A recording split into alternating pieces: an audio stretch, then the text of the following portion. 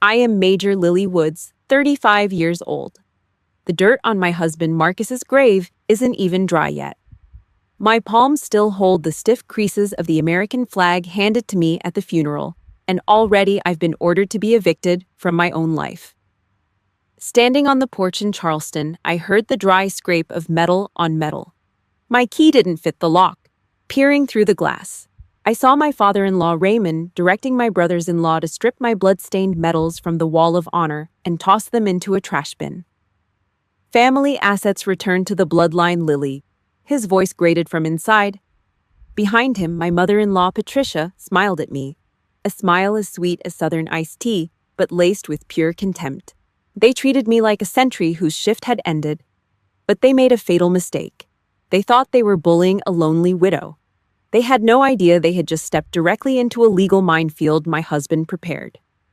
Tell me where you're listening from in the comments, and hit subscribe if you've ever felt like an outsider in the place you called home. The heat in Charleston was a physical weight, damp and heavy like a wet wool blanket. I stood on that porch, the humidity slicking my neck, and felt the vibration of the lock through my wrist. Metal on metal. A stubborn, hollow click. A $20 quickset deadbolt was the only thing standing between me and the hallway where Marcus and I had spent the last 8 years. I didn't kick the door. I didn't scream. That's what they expected. They wanted the hysterical widow. They wanted a show. I gave them silence instead. Peering through the sidelight, I saw Gerald. He was Marcus's older brother, a man who had never broken a fingernail in his life. He was red-faced, sweating through a crisp linen shirt as he hauled a cardboard box toward the curb. Behind him, Timothy was laughing. They weren't just moving things. They were erasing me. They were pulling down my shadow box from the wall, the one holding my bronze star and my unit patches, and dumping them into a black heavy-duty trash bag like they were yesterday's coffee grounds. Family assets returned to the bloodline Lillie. Raymond's voice was a low growl muffled by the heavy mahogany door but sharp enough to cut. I stepped back, 1, 2, 3 paces. I broke the line of sight from the glass. This was a tactical retreat. I didn't look at them. I looked at the terrain. I turned my back on the house and walked down the gravel driveway, my combat boots crunching on the white stone. Every step was measured. My breathing was rhythmic, 4 counts in, 4 counts out. I reached my Jeep Wrangler parked under the sprawling limbs of a century-old live oak. The interior smelled of stale black coffee and the faint metallic tang of gun oil. I climbed in, pulled the door shut, and the world went quiet. I didn't start the engine.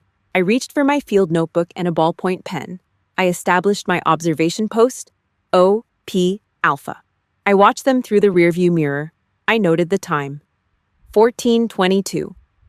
I recorded the license plate numbers of the U-Haul and Gerald's Mercedes SUV. My hands were steady. They had to be. In the mirror, I caught a glimpse of Raymond through the window. He flicked his chin up, a dismissive gesture to the room, asserting his dominance over my living room. That chin flick, it was a time machine. Suddenly, I wasn't in a humid driveway. I was sitting at a mahogany table that sat 20, the air smelling of beeswax and expensive Cabernet. 8 years ago, my first dinner with the Colemans. I was in my Class A uniform. I had just come back from a tour, my brass polished, my creases sharp enough to draw blood. I felt like a soldier. Patricia looked at me and saw a janitor. She sipped her iced tea, the condensation on the glass matching the frost in her eyes. "It's so sturdy," Patricia said, her voice a saccharine trill. She gestured at my uniform. "But don't you find the fabric a bit coarse for a dinner party, dear? It looks so industrial." Raymond sat at the head of the table like a king on a crumbling throne. He was busy with a ribeye, the serrated blade of his knife rasping against the fine china. He didn't look at me when he spoke. "Ohio." "Right," he asked. "The steel mills." "My father worked the furnace for 40 years, sir," I replied. "Manual labor." Raymond muttered, the red juice from his steak pooling on the white plate. "Honorable, I suppose, but it's a different world down here, Lillie. We value stability. We value lineage. Your profession makes you a high-risk variable." He didn't wait for a response. He reached into the breast pocket of his blazer and pulled out a thick envelope. He slid it across the polished wood. It didn't make a sound. "The prenuptial agreement," he said. "Standard procedure for a family of our standing. It ensures the Coleman estate remains with the Colemans, especially given your frequent deployments. We can't have the family legacy tied up in military probate if something were to happen. The paper felt cold against my fingertips. It wasn't an agreement, it was a perimeter fence. It was their way of saying I was a guest who would never be family. I looked at Marcus. He was staring at his wine glass, his jaw tight, his knuckles white against the stem. He knew. He hated it, but he knew. I picked up the pen. My father had taught me that a Woods never backs down from a fight. I signed the paper. I looked Raymond straight in the eye, my face a mask of steel. I didn't realize then that I wasn't signing a contract. I was declaring war. Back in the Jeep, I watched Gerald toss my favorite ceramic mug, the one Marcus bought me in Savannah, onto the pile of trash. It shattered. I gripped the pen until it nearly snapped. I didn't cry. Soldiers don't cry when the enemy breaches the wire. They reload. I picked up my phone. It was time to call in the heavy artillery. My hands were built for triggers, grease, and heavy lifting. They weren't meant for the delicate dance of knitting needles. But for 3 months tucked away in my quarters between grueling drills and late-night briefings, I forced them to learn. I bought the finest teal cashmere with my last batch of hazard pay. Every stitch was a quiet plea for a truce. I wanted to show Patricia that I could be soft. I wanted to prove I could build something beautiful instead of just surviving the wreckage. The wool felt alien against my calluses, catching on the rough skin of my palms that had been scarred by hot brass and desert sand. By Christmas Eve, the scarf was finished, a piece of my own sanity woven into 6 feet of fabric. The Coleman estate was drowning in excess. Giant fir trees dripping with heirloom glass, the smell of expensive pine, and the sound of silver clinking against fine china. I handed the box to Patricia, my heart thumping against my ribs like a trapped bird. She opened it with 2 fingers, her manicured nails clicking against the cardboard. She didn't even pull the scarf out. She didn't let the wool touch her skin. She just stared at it like it was a dead rodent someone had dragged onto her Persian rug. A thin plastic smile stretched across her face, the kind of smile that never reached the eyes. "How industrious of you, Lillie." Patricia said, her voice a saccharine trill that made the hair on my arms stand up. She didn't look at me. She turned to Eleanor, the young maid standing near the buffet. "Here, Eleanor, take this. It matches that cheap coat you wear. Consider it a bonus." She tossed the box my 3 months of patience and hope to the girl as if it were trash. My breath hitched in my throat. I felt the heat rise in my neck, a slow burn of pure humiliation. Before I could even blink, Patricia reached into her silk handbag and pulled out a heavy green box. She snapped the lid open with a sharp clack that echoed like a gunshot in the silent room. Inside sat a Rolex Submariner, the brushed steel gleaming under the chandelier. "For Marcus," she announced, her voice dripping with a different kind of pride. "A real gift for a real Coleman. Blood deserves the best after all." The message was a jagged piece of shrapnel. I wasn't blood. I was a high-risk variable, a guest whose time was running out. I looked at Marcus, but he was already being swarmed by his brothers, their laughter booming as they admired the watch. I was standing right there, but I was invisible. Fast forward 6 months. A humid, suffocating afternoon in Charleston. We were at a cousin's wedding, one of those high-society outdoor events where the air smells like rotting pluff mud and $300 perfume. The white tents were sprawling across the lawn and the mint juleps were flowing. Patricia spent the whole afternoon parading me around like a rescued stray dog. She'd grip my arm tight and tell her friends, "Our little soldier girl is so brave, even if she lacks refinement." I could feel the sweat itching under my dress. The social mask was suffocating me. I needed air. I needed to move. I used my old infantry habits. I didn't just walk away. I slipped into the shadows. I moved with the quiet grace of a scout, blending into the dark space behind the massive catering tent where the lawn gave way to the overgrown oaks. I just wanted 1 minute of silence and a cigarette. I pulled out my Zippo, the familiar weight of the metal comforting in my hand. I flicked it open, the flame dancing in the heavy air. But before I could light up, I heard voices, low, rasping, and full of teeth. It was Raymond. I could smell his expensive cigar, that heavy, cloying scent of aged tobacco. He was talking to Patricia and the 2 brothers-in-law, Gerald and Timothy. They were huddled together like a pack of wolves over a fresh kill. The doctor says the cancer is aggressive. Raymond's voice was a cold growl. We don't have long. We need to be ready the second Marcus stops breathing. The house, the clinic, everything stays in the family. We aren't letting that girl from Ohio walk away with a single cent of Coleman legacy. She thinks she's one of us. Patricia's voice was a jagged whisper. The audacity. I want the locks changed the day of the funeral. We'll put her on a bus back to those steel mills before she can even dry her eyes. We've counted the days, Raymond. We're almost there. Timothy chuckled, a wet, slimy sound. I already talked to a locksmith. We move fast. She's a soldier. She'll understand a tactical eviction. I stood there in the dark, my heart turned to a block of ice. They weren't mourning Marcus. They were measuring his coffin for a payout. They were counting his final heartbeats like coins in a jar. I didn't cry. I didn't storm out and scream. I gathered intel. I stayed perfectly still, recording every word in the tactical computer of my brain. I ground the cigarette out under the heel of my boot, crushing the embers into the dirt with a slow, deliberate twist. If you've ever been the black sheep in a den of wolves, or if you felt the sting of a family that only loves you when it's convenient, drop a "Stay Strong" in the comments right now. Your support keeps this channel alive. Like this video and subscribe to see how this soldier handles a den of snakes. It helps more than you know. I walked back toward the lights, my back straight, my chin level. I saw Marcus sitting in his wheelchair near the edge of the tent, looking pale and tired. He looked at me as I approached, a faint, weary smile on his lips. He had no idea he was being betrayed by his own blood. But I knew. I climbed into the passenger seat of our car, pulling the door shut with a heavy thud. I looked at him, my gaze sharp enough to draw blood. The truth was about to explode. The Ford's engine hummed a low, vibrating growl as we pulled away from the wedding tent. The heavy scent of stagnant swamp water and Patricia's expensive, suffocating perfume still clung to my hair. Marcus gripped the steering wheel at 10 and 2. His knuckles were bone white, the skin stretched tight over his joints. The dashboard lights cast a sickly neon green glow over his face, making his sunken cheeks look like jagged craters. I didn't look at the road. I didn't look at the Spanish moss dripping from the oaks like skeletal fingers. I looked at the man who was dying next to me. He wasn't crying. He was driving like he was heading into a head-on collision. Situation report, I said. My voice was dry, flat, stripped of any wife-like comfort. It was pure data. Marcus didn't blink. Proceed. Target the Coleman clan. Intent total asset seizure. Timeline T-0 seconds after your final heartbeat.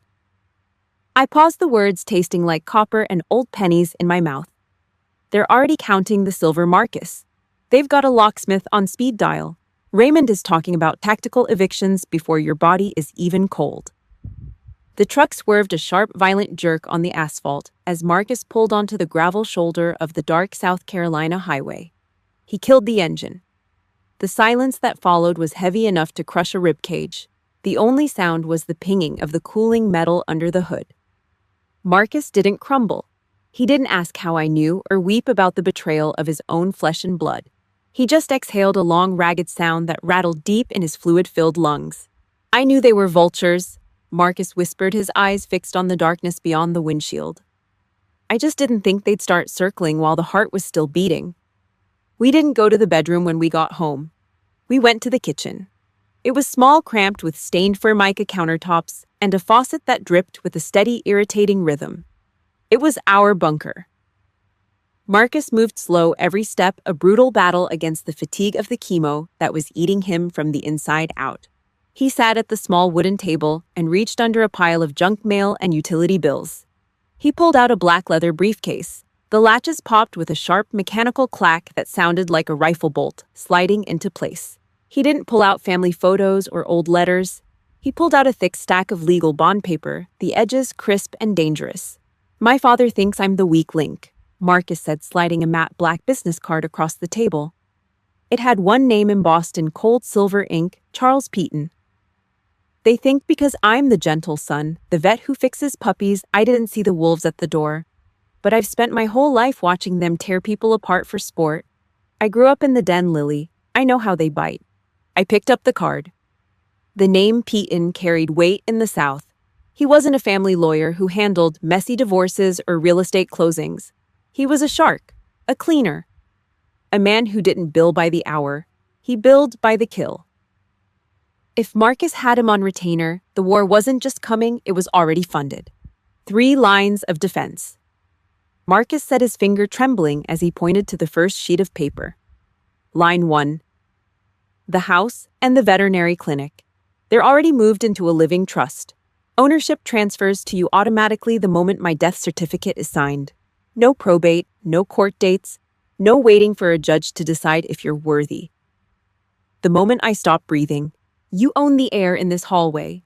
If they try to change the locks, they're committing a felony. I traced the ink on the page with my thumb. The paper felt heavy like a loaded magazine. Line 2. Marcus continued, his voice gaining a jagged edge of strength. The will. Everything, the savings, the equipment, even my grandfather's gold watch, it's all yours. I've documented every cent of family money I ever touched and paid it back into the estate years ago. There is no debt. There is no hook for them to snag. This is clean blood, Lillie. Then he turned to the last page. His eyes narrowed, the green light from the stove clock reflecting in his pupils. This was the hammer. The no contest clause. He whispered. In South Carolina, it's a legal landmine. If Raymond, Gerald, or Timothy challenge this will in court, they are immediately and irrevocably disinherited from every secondary trust and family fund I have a stake in. They sue you, they lose their own safety nets. They get greedy, they get nothing. I've tied their hands with their own bank accounts. He looked at me then. Truly looked at me. Not as a husband looking at a wife, but as a commander looking at his most trusted officer before the wire is cut. They're going to come for you, Lillie, he said. They'll start with the law, then they'll move to shame, and when that fails, they'll use force.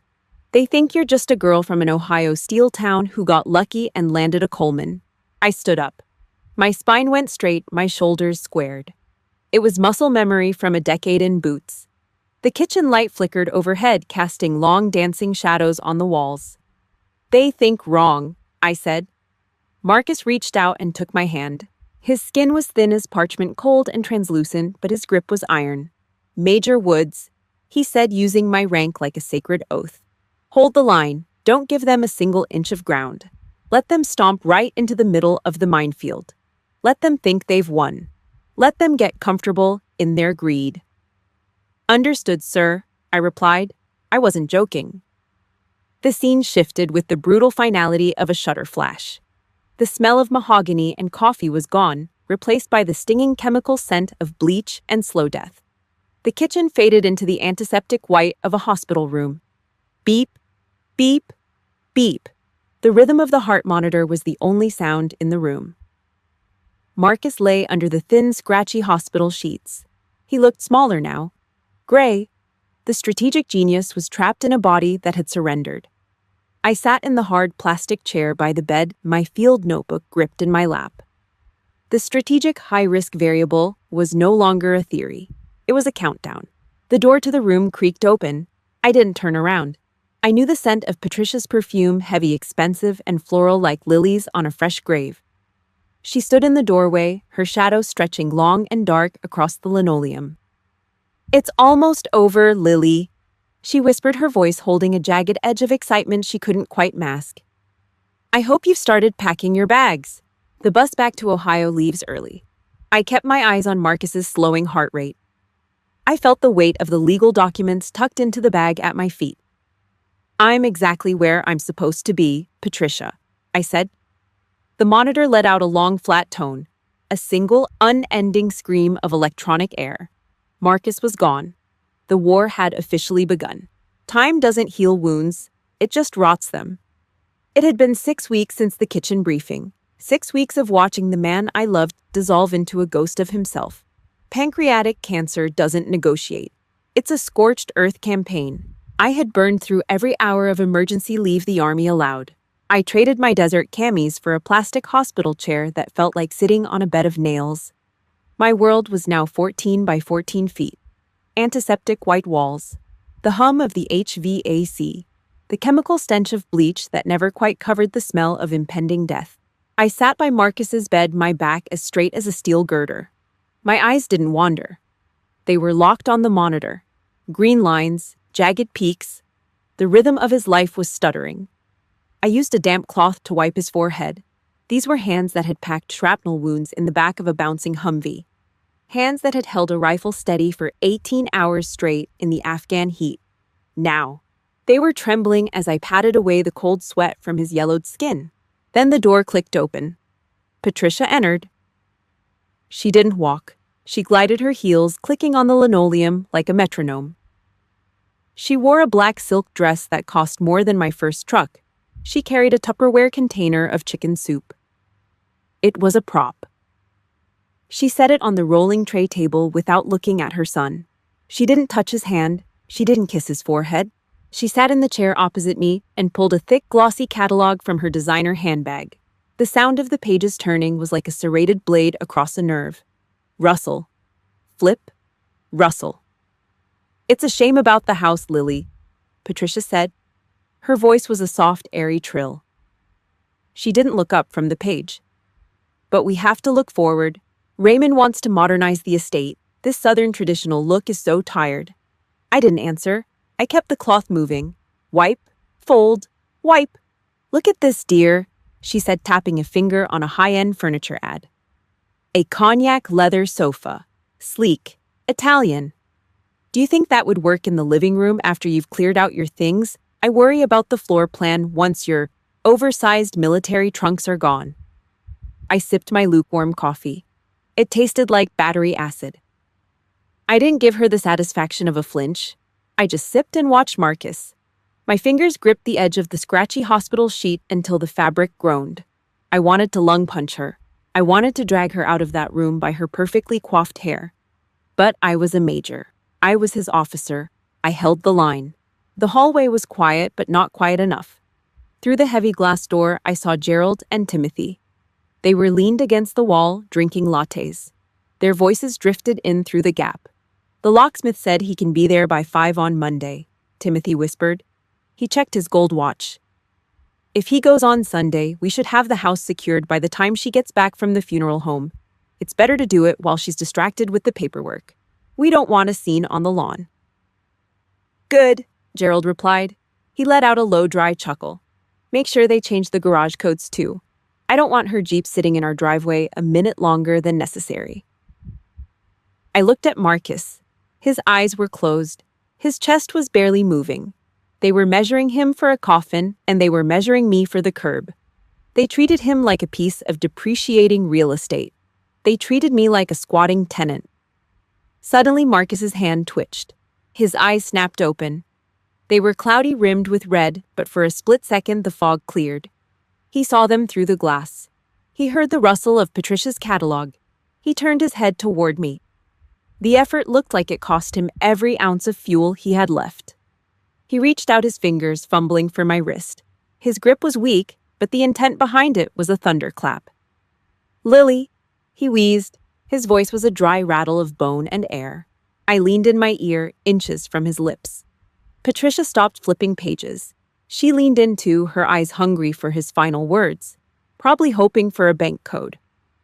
"Don't underestimate their greed," he whispered. He squeezed my hand, a sharp, sudden pressure. "Now, you know what to do. Trigger it." He stared at me, a final silent order. I nodded once, a crisp, military acknowledgement. His hand went limp. His eyes stayed open, but the light was gone. Beep! The heart monitor hit the flatline, a long electronic scream that filled the room. Patricia didn't cry. She didn't scream. She just let out a long, satisfied sigh and closed her catalog. She stood up, straightened her skirt, and walked toward the door to call the nurse. She didn't look back at the body.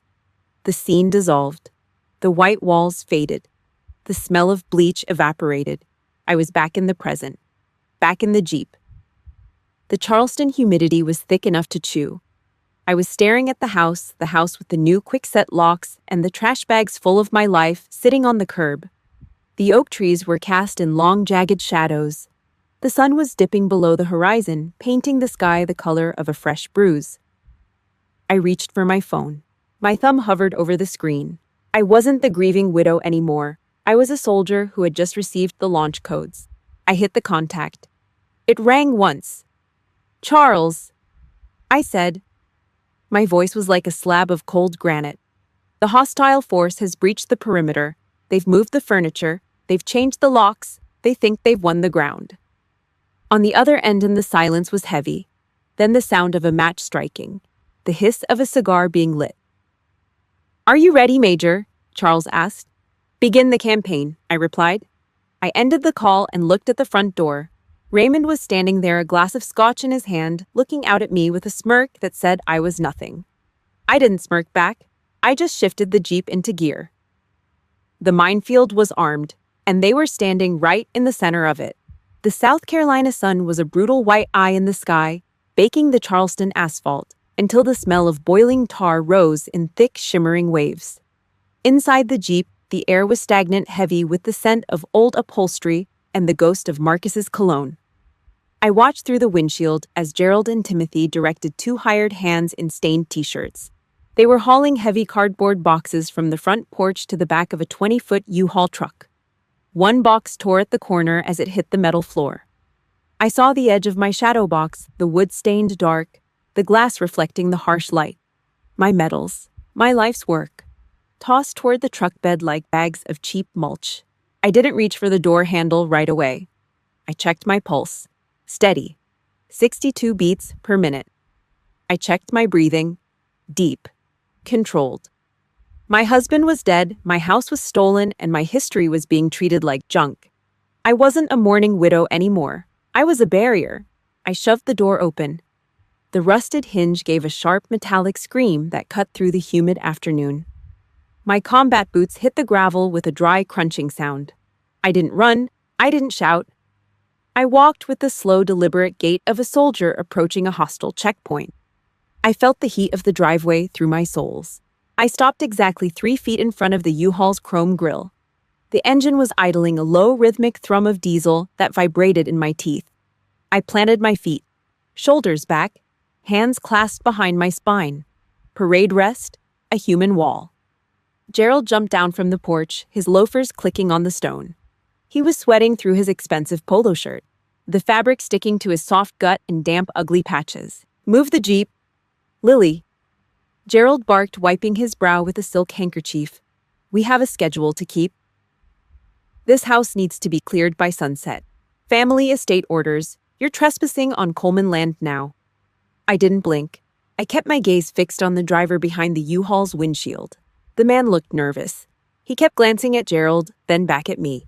He could see the steel in my eyes. He knew I wasn't moving. I was an immovable object. I said, "Move." Gerald stepped closer, his face turning a mottled shade of purple.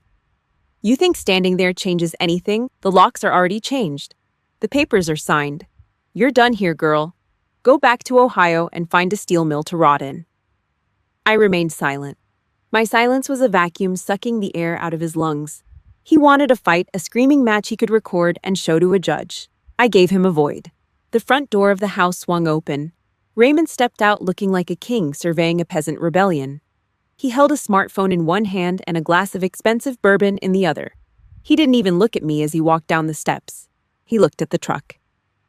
"Problem, Gerald?" Raymond asked, his voice smooth and cold as a tombstone. "She won't move, Dad. She's blocking the exit." Gerald pointed a shaking finger at me. Raymond finally turned his eyes toward me. He took a slow sip of his drink, the ice clinking against the glass. He tapped his phone screen. "I'm calling the sheriff, Lillie. I've already reported a drifter causing a disturbance on private property. A homeless veteran with a grudge. That's the narrative. And the Charleston police, they play golf at my club. Family estate." Raymond continued, leaning against the porch railing. "It's a powerful thing. It means we protect what is ours from outsiders. Marcus was a Coleman. You were just a mistake he made while he was away. A high-risk variable we're finally solving." The sun beat down on my head. My skin felt like it was simmering. But I didn't move a single millimeter. I thought about the Afghan nights, standing watch in a sandbagged bunker while the world ended in fire. If I could stand against the Taliban, I could stand against a man in a linen suit. I crossed my arms over my chest. I felt the hard line of my muscles under the fabric of my t-shirt. I was a human barricade, a living obstacle. "Drive," Raymond commanded the man in the truck. The driver hesitated. "Sir, I can't. She's right there." "I said drive," Raymond roared, slamming his glass onto the porch table. "She'll move. Nobody wants to be a hood ornament." The U-Haul's engine roared. A cloud of thick black diesel smoke erupted from the exhaust, stinging my eyes and coating my throat in the grit of burnt fuel. The driver shifted into gear. The truck lurched forward. 1 inch, 2 inches. The heat from the radiator hit my face. I could see the individual bugs caught in the grill. The smell of hot oil was sickening. Still, I didn't flinch. I watched the driver.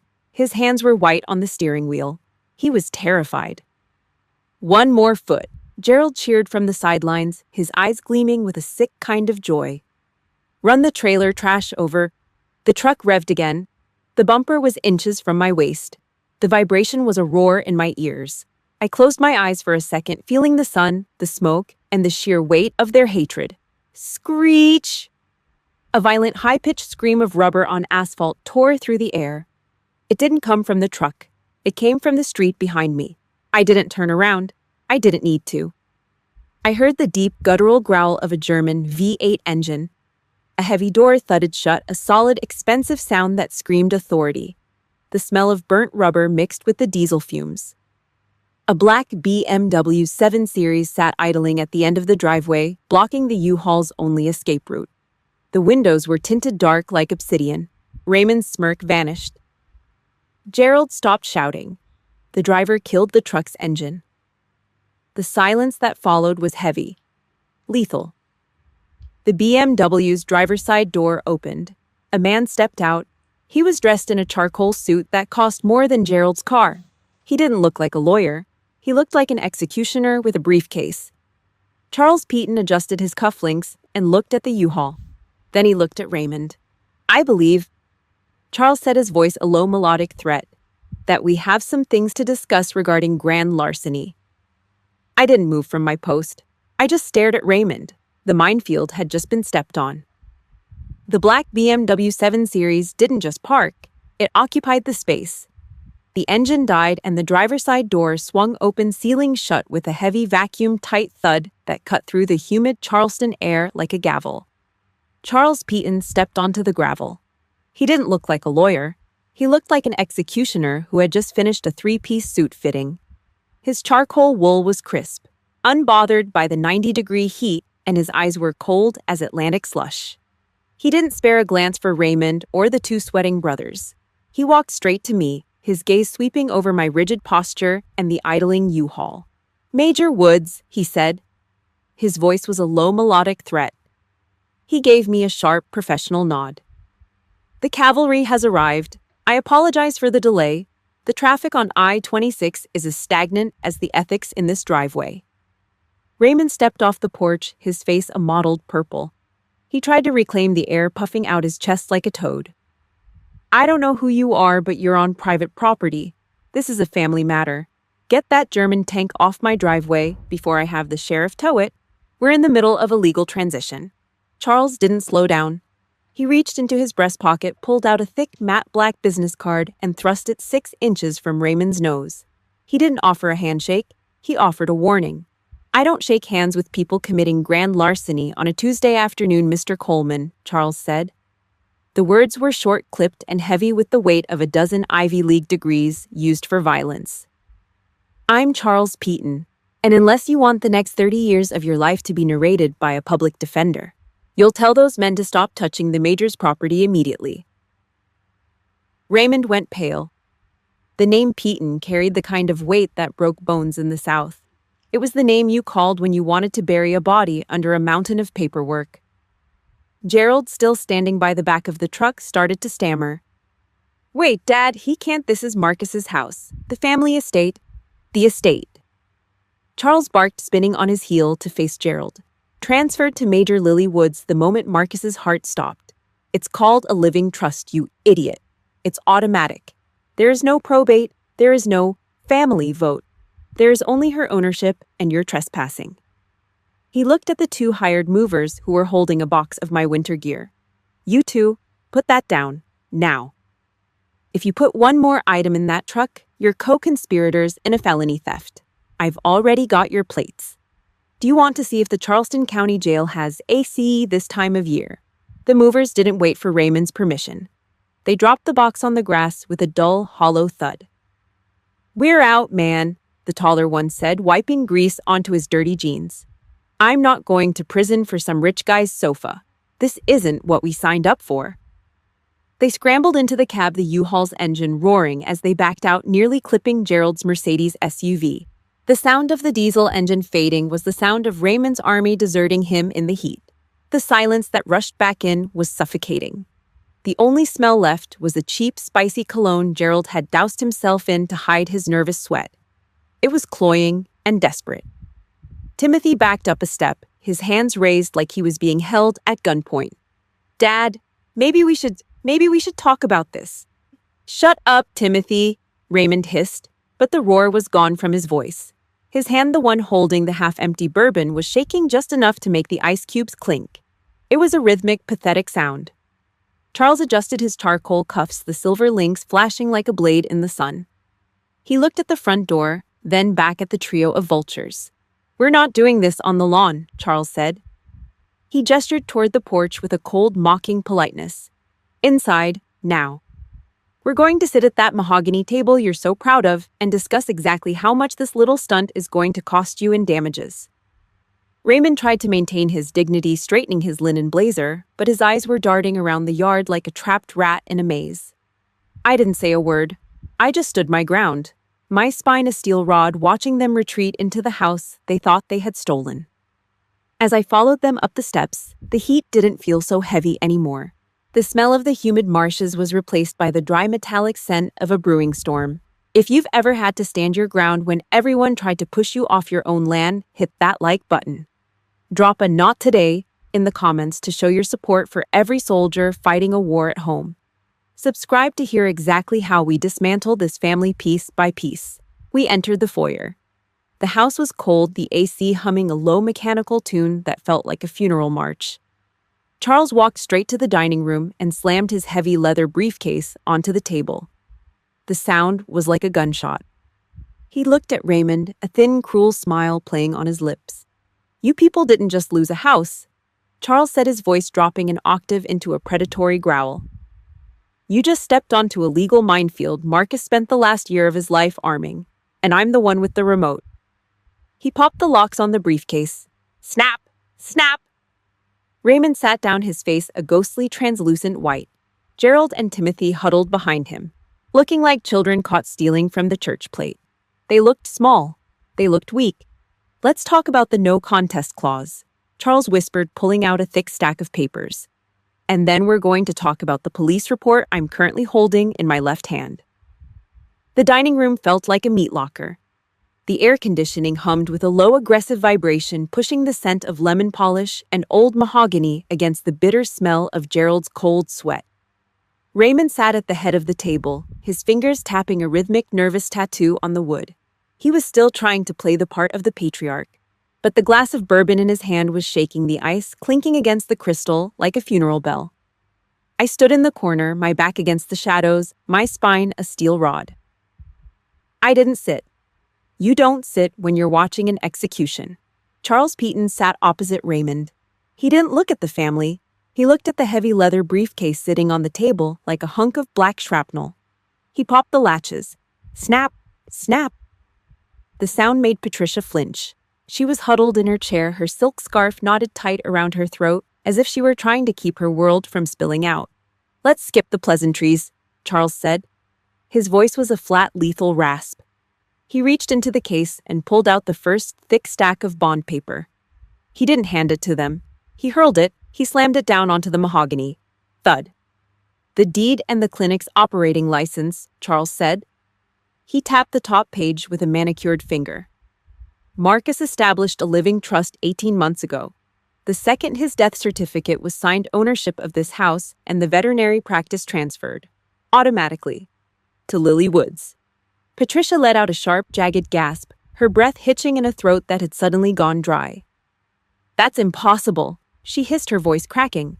"This is a Coleman house. My grandfather built these walls. You can't just give it to a girl from a steel town. I'm not giving it to her. Mrs. Coleman. Charles replied, a thin, predatory smile tugging at the corner of his mouth. The law already did. You're currently sitting in her chair, drinking her bourbon, breathing her air. If you don't like it, the front door is still where you left it. Gerald's hand shot out, reaching for the papers, but Charles slapped a second folder down on top of the first. Thud. Don't bother. Charles barked. This is the last will and testament. Marcus left every liquid asset, every piece of equipment, and every cent of his personal savings to his wife. Not to his brothers, not to his parents, to the major. The silence that followed was heavy enough to break ribs. Gerald looked at Timothy. Timothy looked at the floor. The greed in the room was so thick you could taste it, metallic and sour like old pennies. Raymond finally found his voice, though it sounded like it was being dragged over gravel. We'll fight it, Raymond growled, his face a deep, bruised purple. We've got the best estate lawyers in the state on retainer. We'll tie this girl up in probate until she's 80. We'll claim he wasn't of sound mind. We'll bury her in motions. Charles didn't flinch. He didn't even blink. He just reached back into the briefcase and pulled out a single sheet of paper, translucent and crisp. He held it up like a trophy before letting it flutter onto the pile. Go ahead, Charles whispered. The coldness in his voice made the AC feel like a summer breeze. Page 42, the no contest clause, also known as the suicide clause for people like you. Raymond squinted at the text. His jaw began to work, his teeth grinding with a sound like shifting stone. For those of you who didn't graduate law school, Charles continued, leaning forward until he was inches from Raymond's face. The clause states that if any member of the Coleman family challenges this will or the trust in a court of law, they are immediately and irrevocably stripped of their standing in every other family fund Marcus was a part of. The secondary trusts, the real estate holdings, the legacy dividends.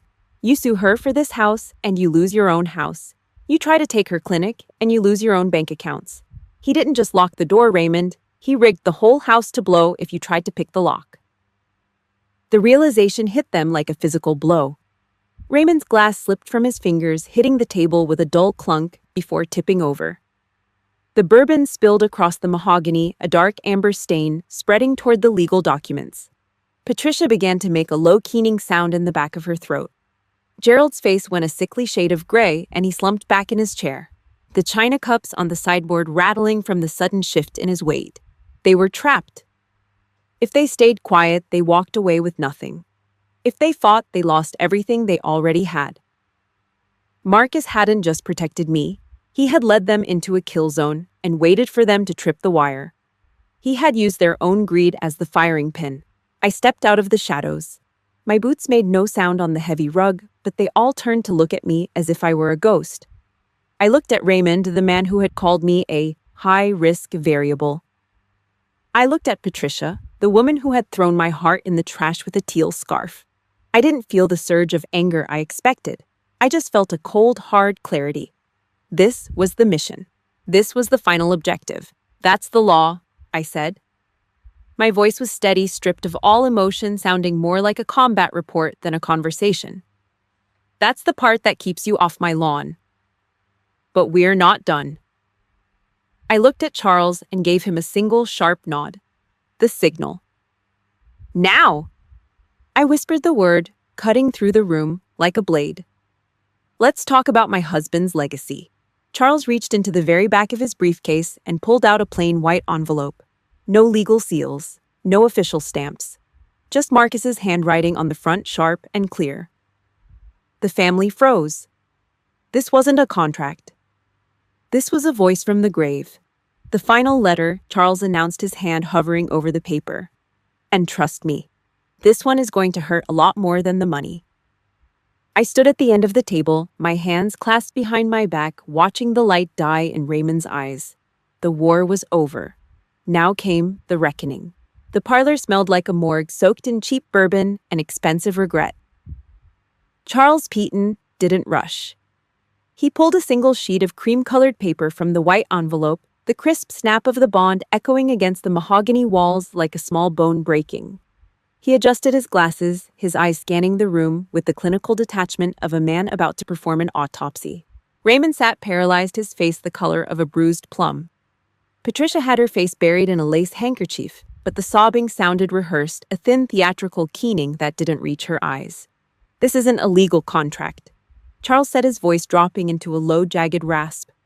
"This is a statement of fact. Marcus wrote this 3 days before the end.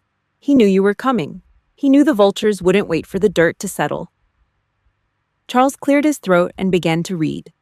The words weren't flowery. They were sharp, rhythmic, and cold. The final report of a man who had spent his life watching the people who were supposed to love him turn every heartbeat into a transaction. "To my father." Charles read, his gaze flicking to Raymond. "You never saw a son. You saw a portfolio.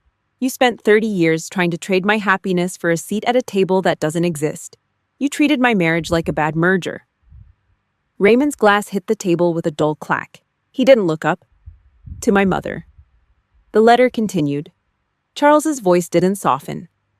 I watched you take the only person who truly cared for me, the woman who stood in the fire while you were busy picking out curtains, and try to strip her of her dignity. You treated her like the help because you were afraid of her strength. You gagged on your own vanity when she wouldn't bend." Patricia's handkerchief dropped. Her mask didn't just slip, it shattered. Her mouth hung open, a jagged hole in a face tight with Botox and terror. She looked at me, her eyes darting like a trapped bird searching for a crumb of the mercy I no longer had to give. "I loved Lillie Woods because she is a soldier." Charles read, and for the first time, my chin tipped up an inch. "She was my moral compass in a family that lost North a long time ago. She's the only Coleman in this room who understands the meaning of an oath. She is my legacy. You are just my relatives." The silence that followed was absolute. It was the kind of silence you find in a trench after the shells stop falling. My hands were clasped behind my back, my spine a steel rod. I didn't feel the heat of the sun anymore. I felt the cold, hard weight of a mission completed. Charles folded the paper with a slow, deliberate motion and slid it across the table. The letter concludes with a simple directive. Charles said, looking at Gerald and Timothy. It says, "Get out of her house." I stepped forward. My boots made no sound on the heavy rug, but Gerald and Timothy flinched as if I'd drawn a weapon. Their expensive polo shirts were dark with sweat, the smell of fear and cloying cologne filling the air. "You heard the man," I said. My voice was a flat line of granite. "But we're not quite through. You spent the morning hauling my life out to the grass like it was garbage." I gestured toward the lawn through the tall windows where my boxes and Marcus's old furniture sat in the dust. "Those movers are gone. You're the only muscle left." Gerald's jaw dropped. "You can't be serious. We have people for that." "Not today you don't," I replied. I walked to the front door and swung it open. The humid South Carolina heat rushed in thick and heavy. Every box, every piece of furniture, you haul it back in, every single piece, exactly where it was. If I see a scratch on the wood or a tear in the cardboard, Charles starts filing the criminal trespass charges before you hit the driveway. The next 2 hours were a slow-motion study in humiliation. Gerald and Timothy, the princes of the Coleman estate, were reduced to pack mules. I stood on the porch, arms crossed, watching them struggle with the weight of an old, heavy armchair, the one Marcus's grandmother had given us. Gerald's face was beet red, sweat dripping from his chin onto his designer loafers. Timothy was huffing, his soft hands fumbling with the upholstery, his grip slipping as the grit from the driveway ground into his palms. They looked small. They looked pathetic. They looked like the thieves they were. They finished with the last box as the sun began to dip, casting long skeletal shadows across the lawn. They stood in the foyer, gasping for air, their clothes ruined, their dignity a pile of ash at their feet. Patricia stepped toward me, her hand reaching out as if to touch my sleeve. "Lillie, we're still family. We can find a way to fix this. For Marcus's sake." I didn't let her finish. I didn't even let her breathe near me. "There is no us, Mrs. Coleman," I said. The words were a clean, final cut. "There's just the driveway. Use it." I watched them pile into their SUVs and roar away, the gravel spraying behind them like a desperate retreat. The house went still. I walked to the mailbox at the end of the drive. Inside was a single FedEx envelope. I ripped it open. A personal check fell out. $100,000. There was a note on Raymond's stationery for your silence, for the misunderstanding. Consider this a clean break. I looked at the check, then I looked at the house. I didn't smile. I just tore the paper in half, then in quarters. The war wasn't over. I hadn't even started the counteroffensive. Charleston is a city built on the weight of old names and the silence of deep graveyards. It does not take long for a secret to bleed out through the cracks in the cobblestones. By Thursday morning, the Coleman name was no longer a golden ticket to the high society of the South Carolina coast. It was a warning sign. Charles Peaton had worked the phones with the precision of a sniper. The news of the legal massacre at the mahogany dining table moved through the country clubs and the charity boards like a wildfire in dry grass. Patricia Coleman was quietly removed from the Botanical Garden Gala Committee. Gerald found out that his construction contracts for the new waterfront hotel were being reevaluated by the city council. The elite did not want the stench of grand larceny on their white gloves. I watched it happen from the windows of the house that was finally mine. I did not feel joy. I felt the cold, flat satisfaction of a mission objective being neutralized. The mail arrived at noon on Friday. The humidity was so thick it felt like breathing through a wet towel. A FedEx driver left a cardboard envelope on the porch and vanished before the dust could settle on the driveway. I took the package into the kitchen. The air conditioning was humming a steady mechanical tune, a stark contrast to the heavy silence of the rooms Marcus used to fill. I opened the envelope. Inside was a single sheet of heavy cream stationery with Raymond's initials embossed at the top. The letter was a masterpiece of cowardice. He used words like misunderstanding and family tension. He claimed that his actions were born out of a desire to protect the legacy of his son, a lie so transparent it made my stomach turn. Behind the letter sat a cashier's check, $100,000. It was hush money. It was the fuck you money the Colemans used to bury their sins and buy their way out of a conscience. Raymond thought every person had a price. He thought a soldier from a steel town in Ohio would see those 5 zeros and forget the way he had called her a drifter. He thought he could buy the honor Marcus had spent a lifetime building. I walked to the kitchen sink. The stainless steel was polished and cold under the fluorescent lights. I held the check over the basin, the paper feeling heavy and oily in my hand. I reached into my pocket and pulled out my military Zippo.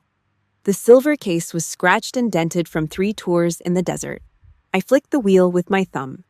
The spark caught and a small orange flame danced in the stagnant air. I touched the fire to the corner of the $100,000 bribe. The paper did not just burn, it shriveled. The chemical ink turned a sickly iridescent purple before the black ash took over. The smell was foul, a mix of burning ink and hot glue that stung my nostrils. I watched the numbers melt. I watched the signature of the bank manager curl into a cinder. I did not blink until the flame reached my fingertips. I dropped the last glowing ember into the sink. I gathered the gray dust and the black flakes into a fresh envelope. I did not write a letter. I did not send a message. I just addressed it to Raymond's private office and sealed it. The ash would say more than 1,000 words ever could. It was the ultimate expression of contempt. The enemy was broken. Their money was smoke. Now, it was time to rebuild the base. I drove to the veterinary clinic on the edge of the marshes.